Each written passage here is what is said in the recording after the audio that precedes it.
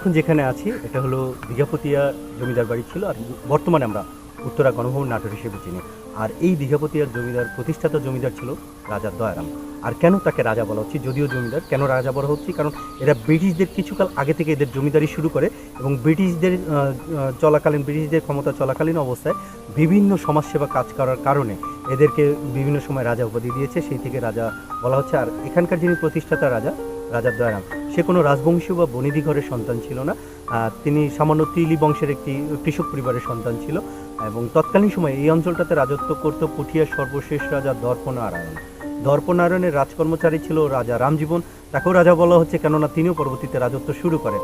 তার মানে হলো যখন পুঠিয়া রাজার পতন শুরু হয় তখন এই রাজা রামজীবন, নাটোর রাজা রামজীবনের উৎপত্তি শুরু হয় এবং তার রাজকর্মচারী ছিল এই রাজা দয়ারাম। এবং এই দয়ারাম শিশুকালে থাকা অবস্থায় রাজা রামজীবন একবার নৌকা ভ্রমণে সিংড়ার কলম গ্রামে যায়। সেখানে কিছু ছেলেপেলে পানিতে খেলাধুলা করছিল। রাজা দয়ারাম এবং আরেকটি ছেলে সাঁতরিয়ে রামজীবনের নৌকার কাছে চলে আসে।